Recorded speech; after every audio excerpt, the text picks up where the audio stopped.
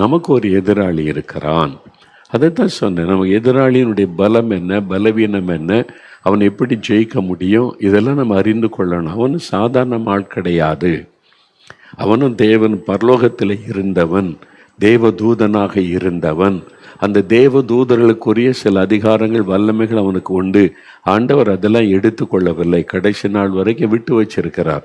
அவனாலும் சில அற்புதங்களை செய்ய முடியும், பொய்யான அற்புதங்கள், ஏமாற்றுகிற அற்புதங்கள். அவனுக்கு சில சக்திகள், தேவதூதர்களுக்குன்னு உள்ள அதிகாரங்களை கர்த்தர் கொடுத்து வைத்திருந்தார்.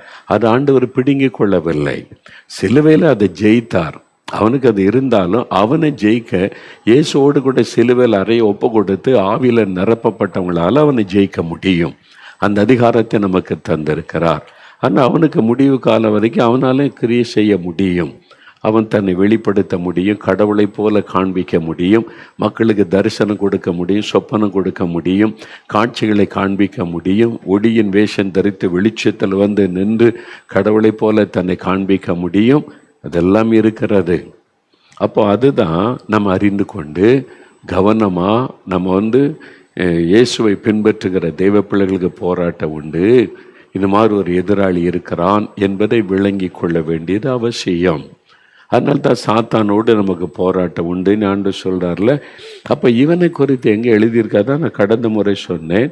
ஏசாயா 14ஆம் அதிகாரம் 12 முதல் 17 வசனங்கள், எசேக்கியேல் 28ஆம் அதிகாரம் 12 முதல் 19 வசனங்கள் வாசிச்சிங்களா? அதில் நீங்கள் வாசனம் உடனே புரியும். நீங்கள் ஒரு 2 முறை 3 முறை வாசித்தீங்கன்னா ஓரளவுக்கு நீங்கள் புரிந்து கொள்ள முடியும் அந்த சாத்தானை பற்றி எழுதப்பட்டிருக்கிற காரியங்கள். அவ்வளோதான், அது நமக்கு தெரிஞ்சால் போதும்.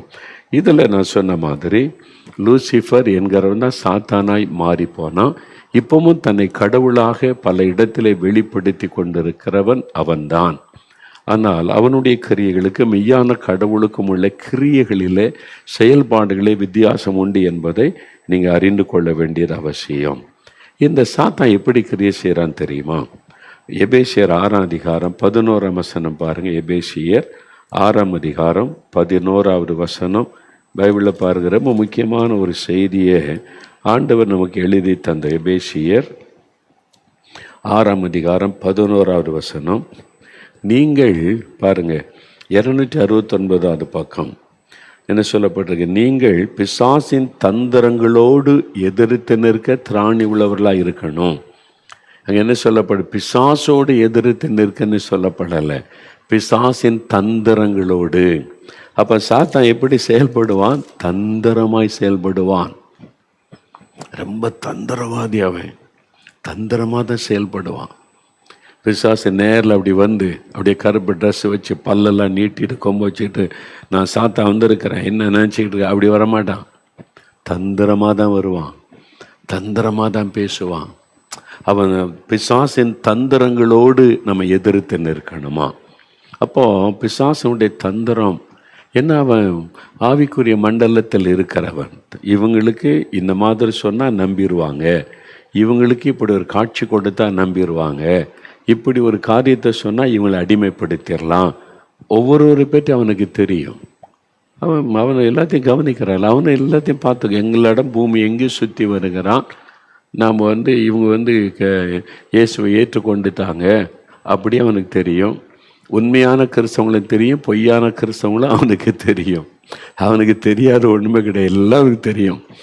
மனிதர் எப்படி கடவுள் நம்மளை அறிந்திருக்கிறா அதே மாதிரி அவனை நம்முடைய இருதயத்தை மட்டும் அவனால் அறிய முடியாது.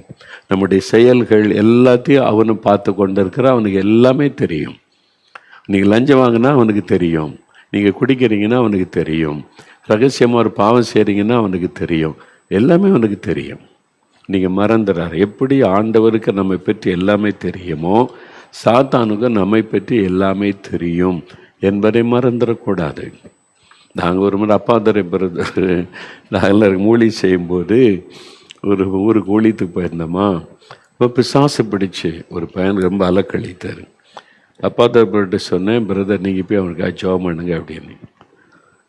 இவங்க போய் அவங்க ஜெபிக்கிறதுக்கு முன்னால் அங்கேருந்து ஒரு ஆள் கையில் பைபிளோடு அவர் போய் தலையில் கை வச்சு பிசாசை போன்னு அதட்ட ஆரம்பிச்சிட்டாரு. இப்போ நாங்கள் ஊழியத்துக்காக போயிருக்கிறோம், ஆயத்தப்பட்டு போயிருக்கிறோம். பிற அப்பாதருக்கு நாங்கள் இருக்கிறோம், நம்ம ஒரு ஆயத்தம் போயிருக்கோம். அவர் யாருன்னே தெரில, எனக்கு தெரியல யார் அவருன்னு கேட்டால் அவர் ஊழியம் செய்கிறாராம். தப்பு இல்லை, ஊழியம் செய்கிறவங்க ஒருத்தவங்க இப்போ வந்துச்சு வேணால் ஒரு டிசிப்ளின் இருக்குது. நான் இன்னொருத்தர் கூட்டம் நடந்த போனால் அங்கே பொதுவாக ஜெபிக்க மாட்டேன். இல்லை, அந்த அவங்க கூட்டம், நீங்கள் அவங்ககிட்ட தான் போய் ஜெபிக்கணும், நான் ஜெபிக்க மாட்டேன். ஒருவேளை அவங்க பெருமை பிரதர் ஜெபம் பண்ணுங்க அப்படின்னு உத்தரவு கொடுத்தா தான் ஜெபம் பண்ணுவேனே தவிர, அது ஒரு ஒழுங்கு இருக்குது ஸ்பிரிச்சுவல் உலகத்தில், ஒரு ஊழி ஒழுங்கு. அப்படிலாம் ஜெபிக்கூடாது. ஜெபிக்கலாம், அவங்களுக்கு ஒரு ஒழுங்கு இருக்குல்ல. அவங்க கூட்டம் நடத்துகிறாங்க, அவங்க பிரசங்கராக இருக்கிறாங்க, மக்கள் வந்தாலும் நான் ஜெபிக்க மாட்டேன், இது அவங்க கூட்டம், அவங்ககிட்ட போய் ஜெபம் பண்ணி கொள்ளுங்கன்னு கை நீட்டிட்டு நான் போய்கொண்டே இருப்பேன். ஒரு ஒழுங்கு இருக்குதுல்ல. அப்போ இவர் பிரதர் போகிறவங்களும் அவர் போய் கை வச்சுட்டு அப்படியே அது அதட்டுறாரு பிசாசு. அது எதுவும் பேசுது, இவரும் அதட்டுறாரு. பிரதர் பார்த்தாங்க, நம்ம ஆளுக்கு ஒரு பக்கம் ஜெபம் ஒரு மாதிரி குழப்பமான சூழ்நிலை உண்டாக்கூடாதுன்னு அமைதியாக நின்னாங்க. சரி, அவர் விரட்டட்டுமே அப்படின்னு சொல்லி ஆட்கள்லாம் நிற்கிறாங்க. திடீர்னு அது சொல்லுது, கையை எடுடா அப்படிங்கிற மரியாதைலாம் பேசுது. பிசாசு எடுடா. இவர் என்ன நினச்சிக்கிட்டா, நான் ஊழியக்காரன், நீ போகணும் அப்படின்னு சொல்லி பேசினாரா. உன்னை பற்றி ரகசியத்தில் நான் சொல்லட்டுமா அப்படின்னு சொல்லிச்சு பாருங்க. கையை எடுத்துட்டு அமைதி ஆள் எஸ்கேப் ஆயிட்டாரு. உண்மையாக நடந்தது. அப்போ எல்லாமே அதுக்கு தெரியும். ஒரு மாதிரி அதை சொல்லுதில்ல, இயேசுவின் நாமத்தில் பிசாசை போ அப்படின்னு சொன்ன பவுலையும் தெரியும், இயேசுவையும் தெரியும். நீ யாருடா என்னை துரத்துன்னு கேடுச்சுன்னு பைபிள் எழுதியிருக்குல்ல. அதனால தான் ரொம்ப கவனமாக தெய்வ சித்தை இல்லாமல், தெய்வனுக்கு உங்களுக்கு அர்ப்பணிக்காமல், சும்மா நானும் ஊழியக்காரன் தானே நானும் செஞ்சிருவேன், அந்த பெருமைக்கெல்லாம் செஞ்சிடக்கூடாது. தாழ்மையாக நடந்து கொள்ளணும். எல்லாருக்கும் ஒரு டிசிப்ளின் ஒழுங்கெல்லாம் இருக்குது. அதெல்லாம் மீறும்போது சாத்தானுக்கு நல்லா தெரியும், இவன் ஒழுங்கை மீறுகிறான் என்பதெல்லாம் அவனுக்கு தெரியும். அப்போ நம்மை குறித்து எல்லாமே அவனுக்கு தெரியும். அப்போ தேவனுடைய கிருபைக்குள்ளே அடங்கி அவருடைய பிரசன்னத்துக்குள்ளே இருந்து போனால் கர்த்தருடைய பாதுகாப்பு ஒன்று உண்டாகிருக்கும். இதெல்லாம் மனத்தில் வைத்தோம். சாத்தானோடு டீல் பண்ணும்போது அவனுக்கு எல்லாமே தெரியும் என்பது உங்களுக்கு தெரியணும். அப்போ பிசாசனுடைய தந்திரங்கள் என்று இங்கே வேதத்தில் சொல்லப்படுகிறது. இந்த அவன் தந்திரமாக கிரியை செய்கிறா என்னங்க எப்படிங்க அப்படின்னு கேட்டால், இப்போ எதிரி நாடுகள்னு சொன்னால் அவங்க எல்லாம் தந்திரமாக தானே செயல்படுவாங்க. நீ யோசித்து பாருங்க, நம்ம நாட்டுக்குள்ளே தீவிரவாதிகளை ஊடுருவ வைக்கிறாங்க எதிரி நாட்டில் இருந்து. அவங்க சொல்லிட்டா, நாங்கள் இப்போ 100 பேரை நாங்கள் ட்ரெயின் பண்ணி உங்கள் நாட்டுக்குள்ளே அனுப்ப போகிறோம் சொல்லிட்டா செய்வாங்க? தெரியாது. தந்திரமாக இந்தியர் மாதிரியே உள்ள அனுப்பிடுவாங்க. அவன் தீவிரவாதியாக இருப்பான், வெளிநாட்டுக்காக வேலை செய்கிறவனாக இருப்பான். நம்ம நாட்டை அழிக்கிறதற்கு அவங்களால அனுப்பப்பட்டவங்க தந்திரமாக உள்ள கிரியை செய்வாங்க. இதே மாதிரி தான் பிசாசானவன் தந்திரசாலி. அப்போ அவனுடைய தந்திரமாக செய்யும்போது எப்படிங்க அதெல்லாம் கண்டுபிடிச்சு வாழ்வது? பயப்படலாம் தேவையில்லை. நம்ம கூட இருக்கிறவர் பெரியவர். அவன் எவ்வளோ தந்திரம் வேணுமானாலும் பண்ணட்டும். நீங்கள் ஆண்டவருக்கு உங்களுக்கூட உறவை நீங்கள் காத்து கொண்டீங்கன்னா அவனுடைய எந்த தந்திரமும் பலிக்காது. இதை முதல்ல விளங்கி கொள்ளுங்க. இயேசுக்கும் உங்களுக்கும் உள்ள ஐக்கியம் தொடர்பு கரெக்டாக இருந்தது. தினம் நீங்கள் அவர்கிட்ட பேசுகிறீங்க, ஜெபிக்கிறீங்க, ஐக்கியமாக இருக்கிறீங்க, ஆண்டவர் உங்களுக்கு கூட இருக்காருன்னா அவன் எவ்வளோ தந்திரமாக செயல்பட்டாலும் உங்களை டச் பண்ண முடியாது, உங்களை ஜெயிக்க முடியாது. பயப்பட தேவையில்லை. ரொம்ப சிம்பிள். இதெல்லாம் நம்ம சுற்றி நடக்கிறது உண்மைதான். இப்போ இந்தியாவுக்குள்ளே தீவிரவாதிகள் இல்லைன்னு நினைக்கிறீங்களா? இந்தியாவுக்கு தெரியும் எத்தனை பேர் ஊடுருவி இருப்பாங்க, உள்ளே இருப்பாங்க, ஆனால் ஒன்றும் செய்ய முடியாது. அவங்க செயலற்றவங்களாக இருப்பாங்க. ஏன்னா அங்கே பவர்ஃபுல் பாதுகாப்பு இருக்கிறது. ஒவ்வொரு மாநிலத்தில் இருக்காங்க. அதுக்குன்னு ரகசிய அமைப்பை நம்ம தேசம் வச்சிருக்குல்ல. அவன் உள்ளே இருந்தாலும் அவனால் தீமை செய்ய முடியாது, முடக்கப்பட்டு இருப்பான். அதே மாதிரி தான் அவன் கிரியை செய்தாலும் நம்ம கூட இருக்கிற இயேசு பெரியவர் நமக்கு தூதர்களை கத்த நியமிச்சிருக்கிறார். நமக்கு தீமை செய்யணும்னு வந்தால் கூட அவனால் தொட முடியாது, தீமை செய்ய முடியாது, முடக்கப்பட்ட நிலைமையில தான் இருப்பான். அதனால் பயப்படாதங்க, தைரியமாக இருங்க. எதிராளியாக பிசாசு கர்ஜிக்கிற சிங்கம் மாதிரி வரட்டுமே. என் கூட யூதா கோத்தரத்தின் சிங்கம், யூதாவின் சிங்கம் இருக்கிறார். விசுவாசத்தை அறிக்கையிடுங்க. அதனால தான் விசுவாசத்தில் உறுதியாக இருந்து அவனுக்கு எதிர்த்து நில்லுங்கள் அப்படி பைபிளில் சொல்லியிருக்கல. அப்போ அவன் தந்திரமாய் செயல்படுகிறவன். நமக்கே தெரியாது அவனுடைய கிரியைகள் என்பது. இப்போ ஒரு வசனம் வாசிங்க, 2 கொரிந்தியர் 2:11 பாருங்க. அந்த வசனம் சொல்ற பாருங்க, 2 கொரிந்தியர் 2:11. சாத்தானாலே நாம் மோசம் போகாதபடிக்கு அப்படி செய்தேன். அவனுடைய தந்திரங்கள் நமக்கு தெரியாதவைகள் அல்லவே. சாத்தானுடைய தந்திரங்கள் நமக்கு தெரியாதவைகள் அல்லவே. பார்த்தீங்களா? சாத்தான் தந்திரமாக தான் செயல்படுவான். அவன் தான் நம்மளை அட்டாக் பண்ணுறான்றதே தெரியாத விதத்தில் கிரியை செய்வான். அதாவது உலகத்தில் பேயாவது பிசாசாவதுங்க, பிசாசெல்லாம் கிடையாதுங்கன்னு ஒரு கூட்ட மக்கள் நம்புகிறான் உலகம் முழுதும். அதான் சாத்தானுடைய தந்திரம். சாத்தானே ஒன்று கிடையாது, பிசாசுனே ஒன்று கிடையாது, அப்படி மக்களை நம்ப வைப்பார். அது ஒரு சாத்தானுடைய தந்திரம். நல்ல விளங்கி கொள்ளுங்க. பிசாசுகள்லாம் கிடையாதுங்க அப்படின்னு சொன்னால் அது ஒரு சாத்தானுடைய தந்திரம் தான். அப்போ அவன் தந்திரமாக தான் செயல்படுவான். அப்போது பிசாசனுடைய தந்திரங்கள், சாத்தானுடைய தந்திரங்கள் நமக்கு தெரியாதவைகள் அல்லவே. எப்படிங்க தெரியும் அப்படின்னு கேட்டிங்கன்னா, அதுக்கு தான் பரிசுத்த ஆவியானவர். அந்த ஆவியானுடைய பிரசன்னம், ஆவியினால் நிரப்பப்பட்டு ஆவியினால் நடத்தப்படுகிற அனுபவத்துகளை எப்பொழுதும் பரிசுத்த ஆவிகள் இருந்தீங்கன்னா அவனுடைய தந்திரம் நமக்கு தெரிஞ்சிடும். அவன் எப்படி தந்திரமாக செயல்படுவான் அப்படின்னா, உதாரணத்துக்கு ஒன்று சொல்கிறேன். ஏற்கனவே நான் சொன்னது தான் திரும்ப ஞாபகப்படுத்தினா மனசில் பதியும். ஒரு சமயம் நான் தொடர்ந்து 2 வாரம் ஊழியம், ஒரு வாரம் ஒரு இடத்துல ஊழியம் முடிச்சுட்டு அடுத்த வாரம் இன்னொரு ட்ராவல் பண்ணி போய் காலையில் கூட்டம், ராத்திரி கூட்டம், பகலில் கூட்டம், ராத்திரி கூட்டம், பகலில் கூட்டம், தொடர்ச்சியாக பிரசங்கம், மீட்டிங், ஆட்களுக்காக ஜெபம். அப்போ மாதிரி தூங்குறதுக்கு அதிக டைம் இல்லை, ரெஸ்ட் இல்லை. கர்த்தருடைய ஊழியத்தை முடிச்சுட்டு 2 வாரம் கழித்து வீட்டுக்கு திரும்பி இருக்கிறேன். அப்போது சரீரமெல்லாம் அந்த பலவீனப்பட்டுள்ள 2 வாரம் தொடர்ந்து ஊழியை செய்து தூக்கமும் காணாது அது மாதிரி பலவீனப்பட்டு சரீரத்தில் ரொம்ப பலவீனம். நான் ராத்திரி தூங்கிட்டு காலையில் எழும்பி ஜெபிக்கிறது வழக்கமாக. அதிகாலை எழும்பும்போது கை காலம் அப்படி அடித்து போட்ட மாதிரி சொல்லுவாங்களே, அடித்து போட்ட மாதிரி இருக்குது. அப்படியே தூக்க முடியல, அசைக்க முடியல, அப்படியே வலி, அப்படியே ஒரு பலவீனம் சரீரம் முழுவதும். அப்போ எழுப்பி ஜெபிக்கன்னா முழங்கால் போட முடியல, முழங்கால் போட்டு ஜெபிக்க முடியல, கையை வைத்து ஜெபிக்க முடியல. அப்படியே நம்ம ரொம்ப 2 வாரம் தொடர்ந்து ஊழியம் செய்யறதுனால சரீரம் ரொம்ப வீக் ஆகிட்டு. அதனால் இன்றைக்கி ஆஃபீஸுக்கு போனால் ஊழியத்துக்கெல்லாம் போக வேண்டாம், சாப்பிட்டு தூங்கலான்னு நல்லா இன்றைக்கி ரெஸ்ட்டு. ஆமாம், 2 வாரம் தொடர்ந்து ஊழியம் செய்யல, ரெஸ்ட் டேன்னு சொல்லி சாப்பிட வேண்டியது, நல்லா தூங்க வேண்டியது. மத்தியானம் எழும்பி சாப்பிட வேண்டியது, அப்புறம் தூங்க வேண்டியது. நாள் முழுவதும் மணிக்கணக்காக தூங்கி ரெஸ்ட் எடுத்தாச்சு. அப்புறம் ராத்திரி நல்லா தூங்கியாச்சு. ஓகே, இந்த நாள் முழுவதும் ரெஸ்ட் எடுத்தாச்சு. சரி, அடுத்த நாள் எழும்பின உடனே அதே மாதிரி தான் இருக்குது. அதே பலவீனம், அதே மாதிரி கை கால்கள் அசைக்க முடியாத அளவுக்கு ஒரு வீக்னஸ் அப்படியே காணப்படுகிறாரு. அப்போமா ஜெபிக்க முடியல, கஷ்டப்படுது. அப்போ நான் நினச்சேன், அப்போ நம்ம ரொம்ப ஊழியம் செஞ்சிட்டோம், ரொம்ப கஷ்டப்பட்டு மக்கள் மத்தியில் ஊழியம் செய்து ஜெபெல்லாம் பண்ணி ராத்திரி பகலாக ஜெபிக்கிறோன்னு ஊழியம் செய்கிற மாதிரி இருந்துட்டோம். சரி, ரொம்ப வீக் ஆகிட்டேன். அதனால தான் இன்னும் பலம் இன்னும் மாறல, இன்னொரு நாள் ரெஸ்ட் எடுத்துடலாம் அப்படின்னு மனசில் நான் நினைக்கிறேன். இந்த நினைவுகளை சாத்தானால் அறிய முடியாது, ஆனால் கர்த்தரால் அறிய முடியும். இதான் ஆண்டவருக்கும் பிசாசுக்குள்ள வித்தியாசம். நீங்கள் மனதில் நினைக்கிறத சாத்தானால் கண்டுபிடிக்க முடியாது, கர்த்தரால் கண்டுபிடிக்க முடியும். நீங்கள் பேசுகிறது செயல்களை அவன் பார்த்து அறிந்து கொள்ளுவான், மனசில் நினைக்கிறது அவனுக்கு தெரியாது. அதுதான் ரகசியம். ஆண்டவர் நான் மனசில் நினைக்கிறது ஆண்டவர் அறிந்து கொண்டார். இல்லைங்க, சில இப்படி நினைக்கிற சொல்கிறாங்க, கரெக்டாக இருக்குது.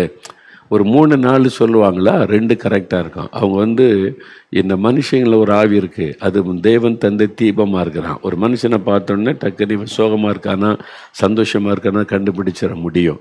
அதை வச்சு பேசுகிறது. அது என்னதோ கடவுளை வெளிப்படுத்திட்ட மாதிரி நினைப்பாங்க. அப்படிலாம் கிடையாது.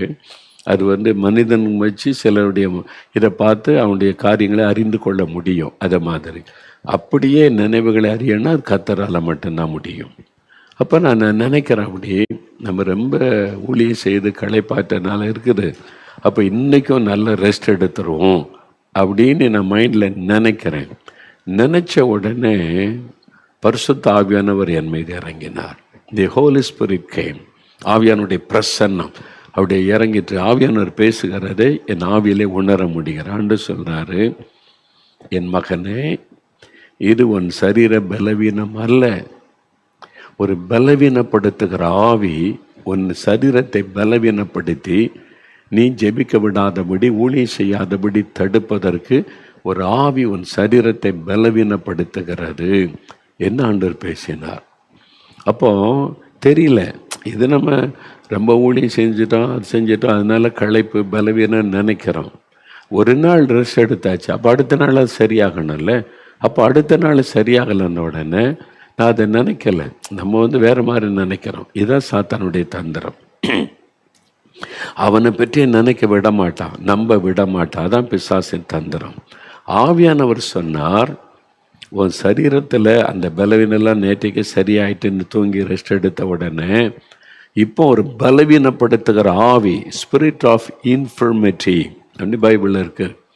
பலவீனப்படுத்துகிற ஆவி உன் சரீரத்தை பலவீனப்படுத்தி நீ அதுக்கு மேலே ஊழியம் செஞ்சிடக்கூடாது, ஜெபிச்சிடக்கூடாது, நீ உன்னை ரெஸ்ட் எடுக்க வச்சிடணும், முடக்கி வச்சிடணும் போராடுகிறது. என்னை அது தெரிந்த உடனே நான் உடனே எளிமை முழங்கால் படிட்டு கொஞ்சம் கஷ்டப்பட்டு தான் கொஞ்சம் போராடணும்ல. சத்துரு வந்திருக்கிறா, எதிராளின்னு ஆவியான வெளிப்படுத்தணும், ஆவியானவருக்கு இடம் கொடுத்து ஆவியில் நிரம்பி அந்நிய பாஷையில் அப்படியே செபிக்க செபிக்க செபிக்க அப்படியே ஒரு பலவீனம் விலைக்கு போகிறாரு. சரீரத்தில் உடனே புது பலன் வந்துவிட்டு, எல்லா பலவீனம் மாறிவிட்டு, அவ்வளோதான், புது பலன் வந்துவிட்டு. நான் எழும்பினேன், ஜெபிச்சேன், ஊழியத்துக்கு கிளம்பிட்டேன், அவ்வளோதான். அப்போ பாருங்கள், சாத்தானுடைய தந்திரம். அவன் தெரியாத வித நம்ம வேற ஒரு டைரக்ஷனில் பார்க்கும்படி அவன் செய்வான். இதுதான் சாத்தானுடைய தந்திரம். இதுதான் நம்ம விளங்கி கொள்ள வேண்டியது அவசியம். ஒரு ஊழியக்காரர் சொன்னார், சகோதரர் சொன்னார், பிரதர் வீட்டுக்குள்ளே வந்தாலே பிரச்சனையாக இருக்குது, வீட்டுக்குள்ளே வந்தாலே பிரச்சனை தான். கணவன் மனைவி 2 பேரும் நல்லா ரட்சிக்கப்பட்டிருக்காங்க, அபிஷேகம், சர்ச்சுக்கு ஒன்றா போவாங்க, ஒன்றா ஜெபிப்பாங்க, கூட்டங்களுக்கு ஒன்றா போவாங்க, ஊழியத்துக்குள்ள ஒன்றா, வெளியே நல்லா தான் இருக்கிறோம் பிரதர். ஆனால் வீட்டுக்குள்ளே வந்த உடனே டக்குன்னு மனைவி ஏதோ ஒரு காரியத்தில் ஒரு வார்த்தையை சொல்லுவான், அப்படி இருதயத்தை காயப்படுத்திடும். உடனே நானும் கோவத்தில் ஒன்று பேசுவேன், அவளும் ஒன்று பேசுவாள், சண்டை வந்துடும் வீட்டுக்குள்ளே. அப்படியே ஒரு சண்டை, ஒரு சமாதானமாக நிம்மதியாக இருக்க முடியல. அதே வீட்டை விட்டு வெளியே போயிட்டோன்னா 2 பேரும் ரொம்ப சந்தோஷமாக இருப்போம். ஒன்றா ஊழியத்துக்கு போகிறோம், ஒன்றா கூட்டத்துக்கு போகிறோம், சர்ச்சுக்கு போகிறோம், எல்லாத்திட்ட அன்பாக போங்க, நல்ல கப்புள்ப்பா அப்படின்னு எப்பவுமே சந்தோஷமாக இருப்போம். எனக்கு விளங்கி கொள்ளவே முடியல, ஓய் ஏன் என் மனைவி வீட்டுக்குள்ளே வந்தோடனே ஒரு மாதிரி வித்தியாசமாக மாறுகிறாள், அது பேச்சு வித்தியாசமாக மாறுது, டக்குன்னு கோவம் வருது, நான் கோவப்படுற மாதிரி பேசுகிறாள், உடனே நானும் பேசிடுறேன், சண்டை வந்துடுது. அப்போ நான் சொன்னேன், இது என்ன காரணம் ஆண்டவரை ஜெபித்த போது ஆவியானவர் வெளிப்படுத்தினார், இவங்க 2 பேரும் சமாதானமாக சந்தோஷமாக இருக்கக்கூடாதபடி அந்த வீட்டுக்குள்ளே ஒரு ஆவி கிரியை செய்து, அந்த ஆவி இவங்க வீட்டுக்குள்ளே வந்த உடனே செயல்பட ஆரம்பிக்கிறது. வெளியில் நல்லா இருப்பாங்க, சந்தோஷமாக இருப்பாங்க, ஆனால் வீட்டுக்குள்ளே தான் ஒரு கணவன் மனைவி அவங்க மகிழ்ச்சியாக குடும்பம் நடத்தணும்ல. அதான் வீடு, அங்கே தான் பல மணி நேரம் ஒன்றா இருக்க வேண்டியது. வீட்டுக்குள்ளே அவங்களை பிரித்து வச்சிடுறது, சண்டை போட வைக்கிறது, ஒருத்தருக்கு ஒருத்தர் கசப்பை உண்டாக்குறது, ஒரு தூண்டுதலை உண்டாக்குறது. அப்போது ஒரு மனதை கெடுக்கிற ஒரு ஆவி, சமாதானத்தை கெடுக்கிற ஒரு ஆவி வீட்டுக்குள்ளே இருந்து கொண்டு கிரியை செய்கிறது. இதெல்லாம் நடக்குமாங்க? நடக்கும். அப்போ அது மாதிரி நடந்ததில்லை. அப்போ இது என்ன பண்ணுறதுன்னாரு. நான் சொன்னேன், என் குடும்பத்துக்கு விரோதமாய், எங்கள் குடும்பத்துக்கு விரோதமாய் போராடுகிற சமாதானத்தை கெடுக்கிற ஆவியை உன்னை கடிந்து கொள்ளுகிறேன், இயேசுவின் ரத்தத்தை நீ வீட்டுக்குள்ளே தெளிக்கிறேன்னு நீங்கள் அதை எதிர்த்து ஜெபிங்க, மாற்றத்தை பார்ப்பீங்க. இப்போ உங்களுடைய மனைவிக்குள்ளே கோவம் வர மாதிரி பேச ஆரம்பித்த உடனே நீங்கள் இப்போ உடனே தலையில் கை வச்செல்லாம் பிசாசை துரத்த, அவங்க பிசாசை பிடிச்சவங்க கிடையாது. ஒரு தூண்டுதல் அவங்களுக்குள்ள, சாத்தான் அவங்களுக்கே தெரியாதது பிசாசுடைய தூண்டுதல். அவங்க நியாயம் பேசுகிற மாதிரி பேசுவாங்க, ஆனால் உங்க மேலே ஒரு கசப்பு வெறுப்பை உண்டாக்குற மாதிரி பேசுவாங்க. ஆமாம், அப்படி தான் நடக்குது. நீங்கள் மனசுக்குள்ள இயேசுவின் ரத்தத்தை என் மனைவி மேலே தெளிக்கிறேன், என் மனைவிக்குள்ளே இருந்து செயல்படுகிற எரிச்சலின் ஆவியை, கோபத்தின் ஆவியை உன்னை கடிந்து கொள்கிறேன், வெள்ளக இயேசுவின் நாமத்தால். நாங்கள் இயேசுவுக்கு சொந்தம், இந்த வீடு இயேசுவுக்கு சொந்தம், நானும் என் மனைவி இயேசுக்கு சொந்தங்க, உனக்கு இடையில நீ செவிச்சு பாருங்கள், மாற்றத்தை பார்ப்பீங்க. அதே மாதிரி அவர் சொன்னார், பிரதர் நீங்கள் சொன்ன மாதிரியே தான். அப்படி கொஞ்சம் கோபத்தில் பேச ஆரம்பித்த உடனே மனசுக்குள்ள இயேசுவின் ரத்தத்தை என் மனைவி மேலே தெளிக்கிறேன், என் மனைவிக்குள்ளே இருந்து என் குடும்ப சமாதானத்தை கெடுக்க போராடுகிற எரிச்சலின் ஆவி, கோபத்தை உண்டாக்குற ஆவி உன்னை நான் கடிந்து கொள்கிறேன் இயேசுவின் நாமத்தினால.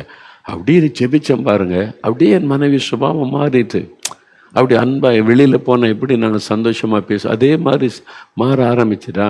2-3 நாள் அப்படி ஜெபிச்சேன்னா அதோட எல்லாம் மாறிவிட்டார். இப்போ அந்த போராட்டம் இல்லை. அப்போ சாத்தானுடைய தந்திரம், இவங்க எங்கே டச் பண்ணால் இவங்க சமாதானத்துக்கு எடுக்கலாம், எங்கே இருந்து நுழைஞ்சி இவங்களுக்குள்ள வேதனை உண்டாக்கலாம். இதுதான் சாத்தானுடைய தந்திரம்.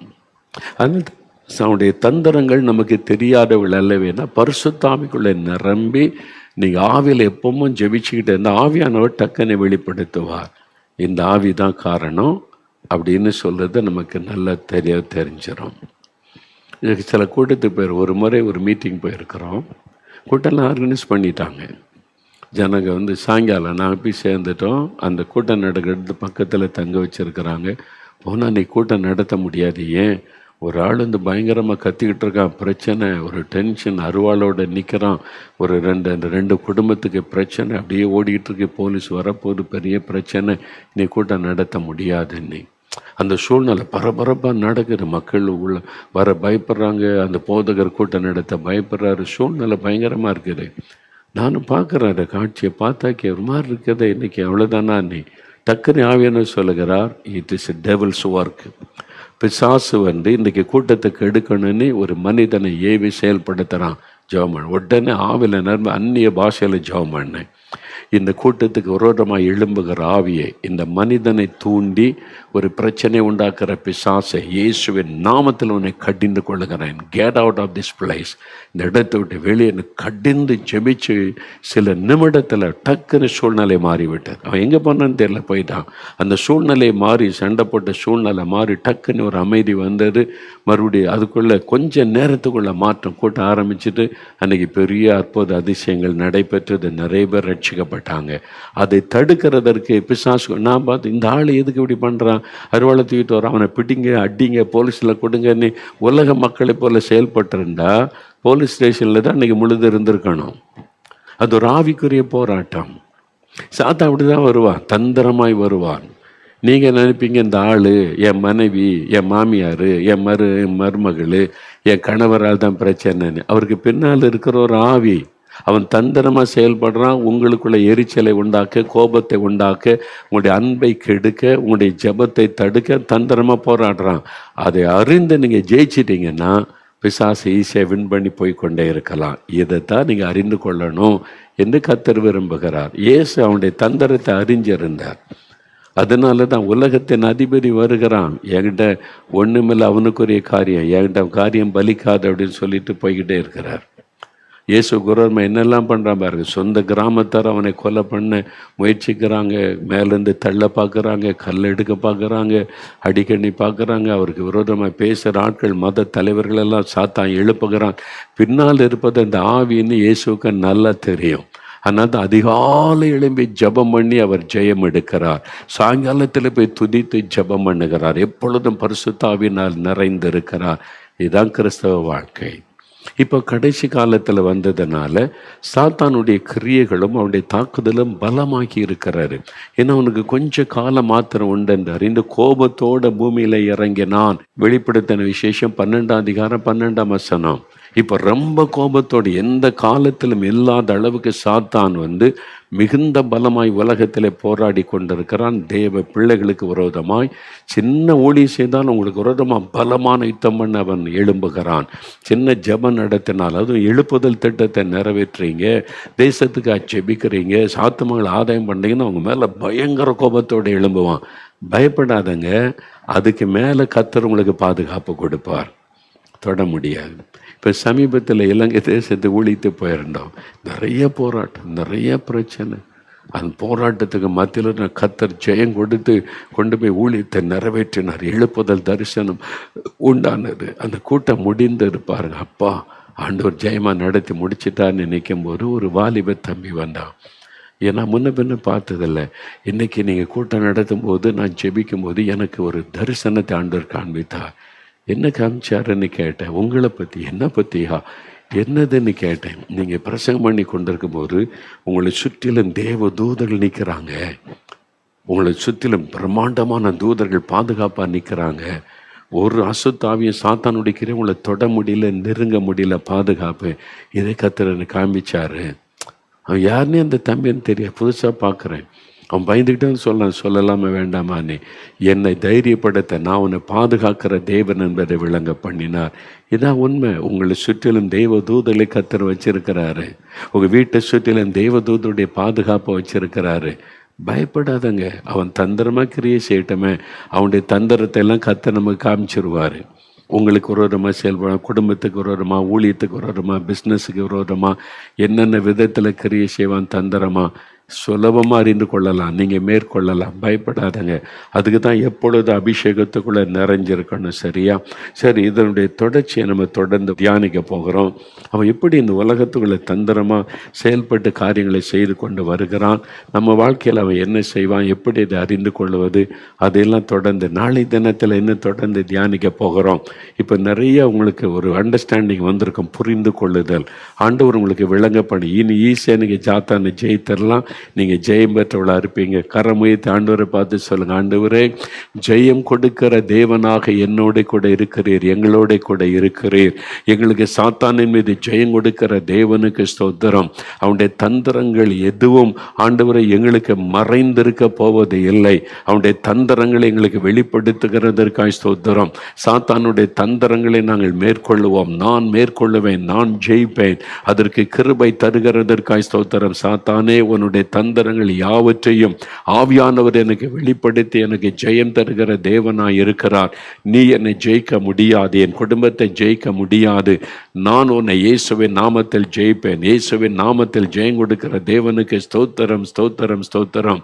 இயேசுவின் நாமத்தில் ஆமேன், ஆமேன். நீங்கள் தினமும் அப்படி ஜெபிக்கணும். இயேசுடைய ரத்தத்துக்கு ஒப்பு கொடுத்து, குடும்பத்தை ஒப்பு கொடுத்து நீங்கள் ஜெபிக்கணும்.